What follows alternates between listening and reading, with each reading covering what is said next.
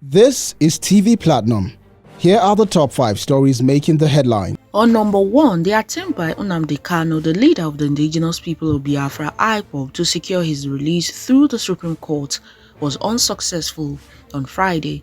The Supreme Court, in a judgment delivered by Justice Emmanuel Agim but written by Justice Garba Lawal, overturned the decision of the Court of Appeal from October of the previous year.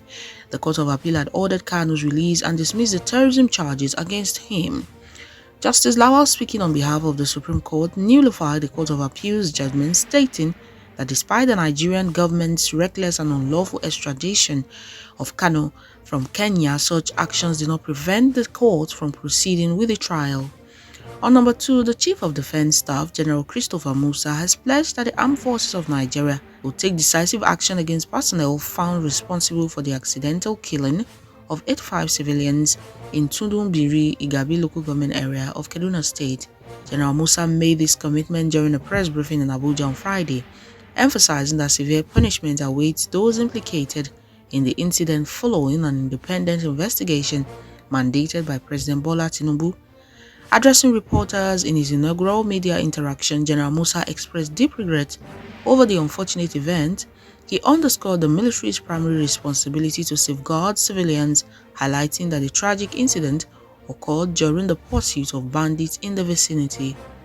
On number 3, Senate President Godswill Akpabio reviewed details on Friday about the aftermath of his birthday colloquium held on Thursday, celebrating the second part of his 61st birthday in Abuja, attended by President Bola Tinubu. The event occurred 5 days after the first celebration at the Godswill Akpabio International Stadium in Uyo, Akwa Ibom State. Reports indicated that Akpabio slumped in his chair at the hotel venue after the event.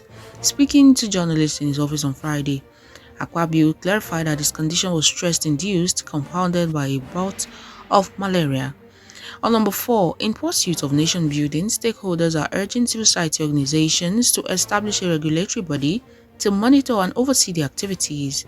Olusola Adesola, the permanent secretary of the Federal Capital Territory, made the suggestion during the inaugural national stakeholders meeting addressing the misconduct of civil society organizations in Abuja on Friday. Adesola emphasized the need for reforms that would curtail corruption within civil society organizations in Nigeria. He pointed out that many CSOs often navigate the corridors of public and political offices, actively seeking various information with the primary intent of acquiring official documents. These documents in turn are sometimes misused to defame and extort for financial gain. Lastly, the Chief of Army Staff, Lieutenant General Taoreed Lagbaja, in a fervent call, has charged Nigerian Army field commanders at all levels to make good use of the outcomes of vibrant and robust interactions held during the Quas annual conference in Maiduguri.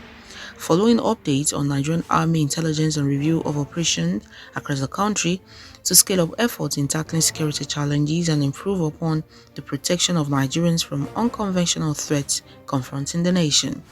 General Lagbaja, who gave the charge during the closing ceremony of the Chief of Army Staff Annual Conference 2023 at the Command Guest House, Maiduguri, Borno State, ordered an immediate shoring up of measures aimed at enhancing military operations and ensuring the safety and protection of citizens from unconventional threats. Those are the top stories. Do subscribe and follow us across all our platforms to get more of this update.